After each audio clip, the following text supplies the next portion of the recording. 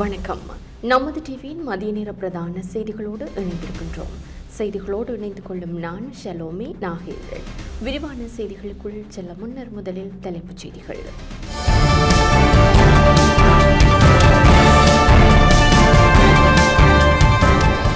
சட்டவிரோதமாக மீன்பிடியில் ஈடுபட்டால் சட்ட நடவடிக்கை, கடற்றொழில் அமைச்சர் எச்சரிக்கை. இலங்கையுடன் முக்கிய ஒப்பந்தங்களில் கைச்சாத்திட்டுள்ள சீனா. ஜேவிபி உறுப்பினர்களுக்கு ஜனாதிபதி நிதியத்திலிருந்து பணம் அம்பலப்படுத்திய எம்பி. கொழும்பு மாநகர சபையில் நாமே ஆட்சி அமைப்போம், எஸ்ஜேபி தரப்பு நம்பிக்கை.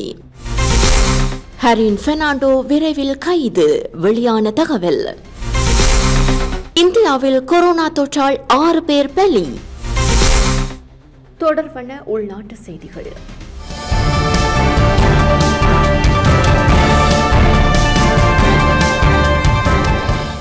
இந்திய மீனவர்கள் சட்டவிரோதமாக இலங்கை கடற்பரப்பிற்குள் மீன்பிடியில் ஈடுபட்டால் சட்ட நடவடிக்கை எடுக்கப்படும் என கடற்றொழில் அமைச்சர் தெரிவிக்கின்றார். மீண்டும் இந்திய மீனவர்கள் இலங்கை கடற்பரப்பில் சட்டவிரோதமாக மீன்பிடி நடவடிக்கையில் ஈடுபட்டால் கடந்த காலத்தை விட கூடுதல் நடவடிக்கை எடுக்கப்படும் என கடற்றொழில் அமைச்சர் ராமலிங்கம் சந்திரசேகர் தெரிவித்துள்ளார். யாழ்ப்பாணம் வேலணி பகுதியில் இடம்பெற்ற நிகழ்வொன்றின் போதே அவர் இதனை குறிப்பிட்டார். அதே நேரம் மயிலட்டி துறைமுகத்தை விரிவாக்குவதற்கான வேலை திட்டங்கள் முன்னெடுக்கப்பட்டுள்ளதாக கடற்றொழில் அமைச்சர் குறிப்பிட்டுள்ளார். இதேவேளை யாழ்ப்பாணம் மாவட்டத்தின் ஒரு சில உள்ளூராட்சி சபைகளில் தேசிய மக்கள் சக்தி ஆட்சி அமைப்பதற்கான சூழல் ஏற்பட்டிருக்கிறது. அதற்கான முயற்சிகளை நாங்கள் கண்டிப்பாக மேற்கொள்வோம். இதுவரை காலமும் எங்களுக்கு எதிராக ஓரணியில் திரண்டு தூற்றியவர்கள் இன்று எங்களை காதலுடன் பார்க்கின்றார்கள் என கடற்றொழில் அமைச்சர் ராமலிங்கம் சந்திரசேகர் தெரிவித்தார். இலங்கையுடன் சீனா முக்கிய ஒப்பந்தங்களில் கைச்சாத்திட்டுள்ளது. பொருளாதார மற்றும் வர்த்தக ஒத்துழைப்பை வலுப்படுத்தும் வகையில் சீனாவும் இலங்கையும் 2 முக்கிய ஒப்பந்தங்களில் கையெழுத்திட்டுள்ளன.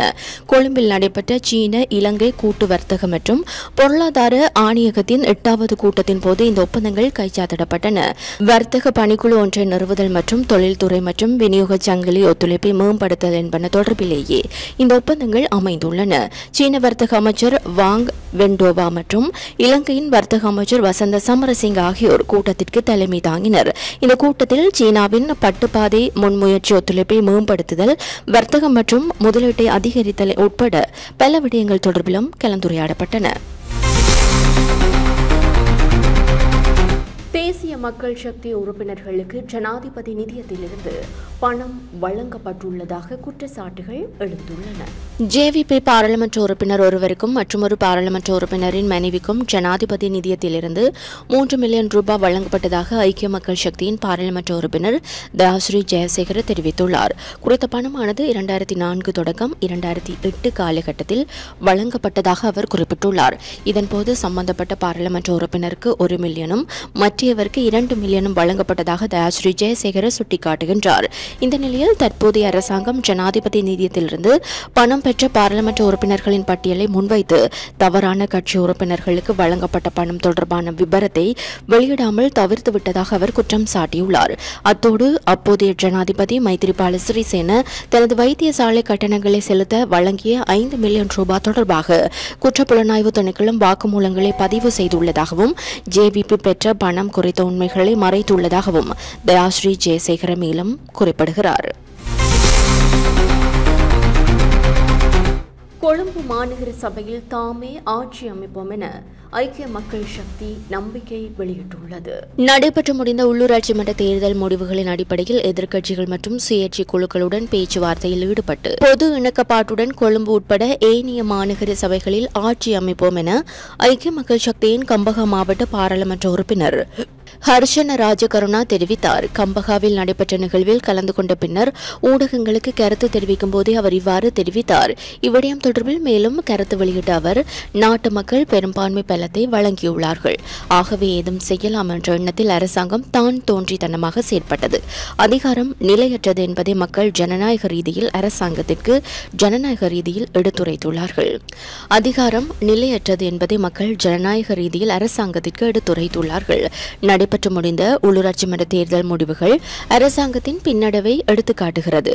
அரசாங்கத்தின் போலியான வாக்குறுதிகளால் ஏமாற்றமடைந்த மக்கள் அரசாங்கத்திற்கு தக்க பதிலடி கொடுத்துள்ளார்கள் எனவும் அவர் மேலும் குறிப்பிட்டுள்ளார்.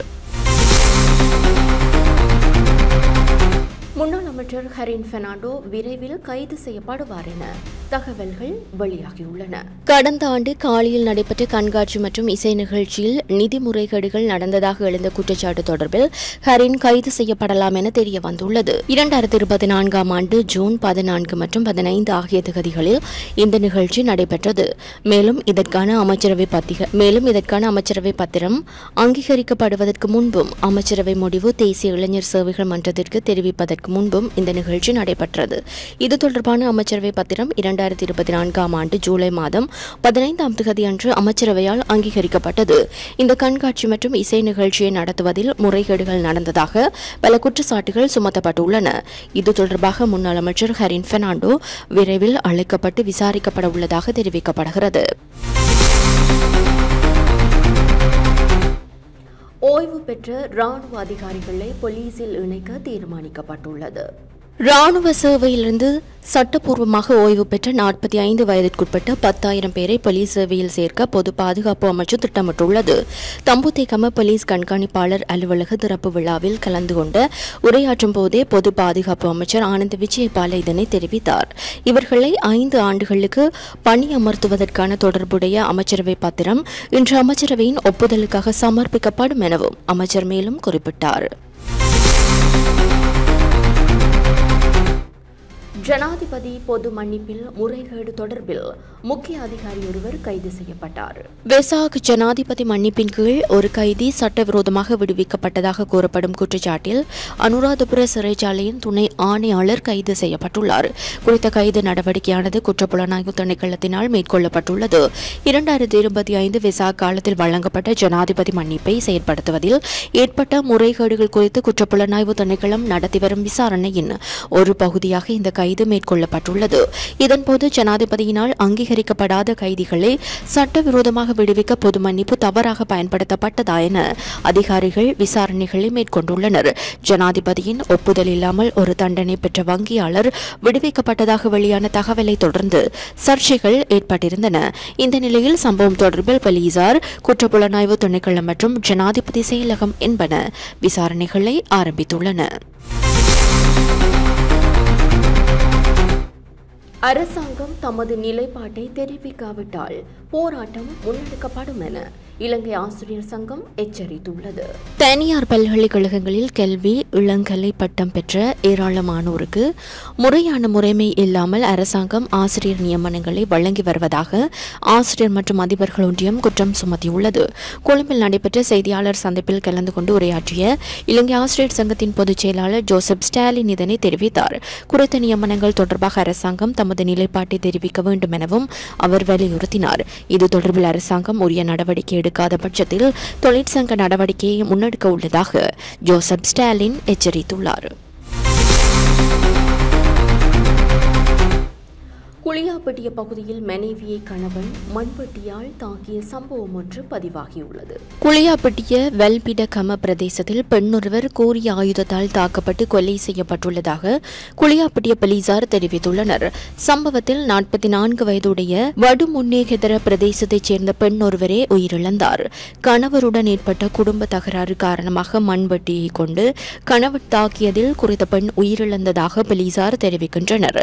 சடலம் தற்போது குளியாப்பட்டிய வைத்தியசாலையின் பிரேத அறையில் வைக்கப்பட்டுள்ளது. இதேவேளை 43 வயதுடைய சந்தேக நபர் கைது செய்யப்பட்டுள்ளதுடன் சம்பவம் தொடர்பான மேலதிக விசாரணைகளை குளியாப்பட்டிய போலீசார் முன்னெடுத்துள்ளனர். நாளை முதல் நாட்டின் தென்மேற்கு பகுதியில் மழையுடனான காலநிலை தொடரும் என வளிமண்டலவியல் திணைக்களம் எச்சரித்துள்ளது.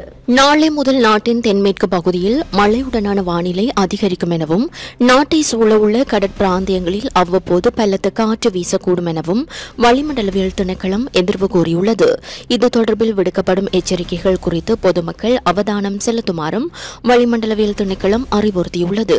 மேல் சப்ரகமோ மற்றும் வடமேல் மாகாணங்களிலும் கண்டி, நுவரெலியா மற்றும் காலி, மாத்தறை மாவட்டங்களிலும் இடைக்கிடையே மழை பெய்யக்கூடும் என தெரிவிக்கப்பட்டுள்ளது.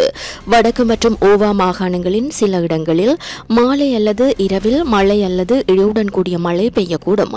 மத்திய மலைநாட்டின் மேற்கு சரிவுகளிலும் வடக்கு, வடமத்திய, வடமேல் மற்றும் தென் மாகாணங்களிலும் திருகோணமலை மாவட்டத்திலும் அவ்வப்போது மணிக்கு சுமார் 30 தொடக்கம் 40 கிலோமீட்டர் வேகத்தில் பலத்த காற்று வீசக்கூடும். இடியுடன் கூடிய மழை பெய்யும் வேளைகளில் அப்பிரதேசங்களில் தற்காலிகமாக பலத்த காற்றும் வீசக்கூடும். மின்னல் தாக்கங்களினால் ஏற்படக்கூடிய பாதிப்புகளை குறைத்துக் கொள்ள பொதுமக்கள் தேவையான முன்னெச்சரிக்கை நடவடிக்கைகளை எடுத்துக் கொள்ளுமாறு வளிமண்டலவியல் திணைக்களம் அறிவுறுத்தியுள்ளது. தொடர்வது சர்வதேச செய்தி.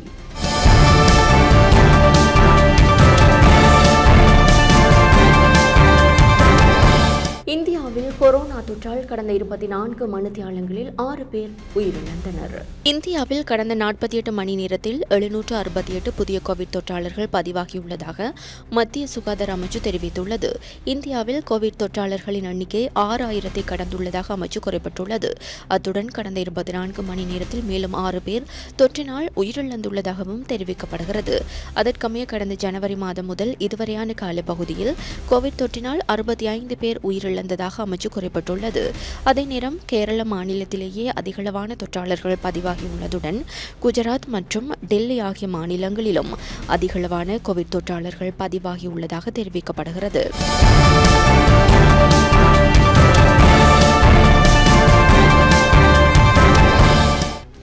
2025 தாய்வான் தடகள சாம்பியன்ஷிப் போட்டியில் இலங்கைக்கு 2 பதக்கங்கள் கிடைக்கப்பெற்றன. 2025 தாய்வான் பகிரங்க தடகள சாம்பியன்ஷிப் போட்டியில் வெள்ளி மற்றும் வெண்கல பதக்கங்களை இலங்கை வென்றுள்ளது. பெண்களுக்கான ஈட்டியெறிதலில் இலங்கையை பிரதிநிதித்துவப்படுத்தி தில்ஹானி லெஹாம்கே 56.62 மீட்டர் தூரம் சிறப்பாக எறிந்து வெள்ளி பதக்கத்தை சுவீகரித்தார்.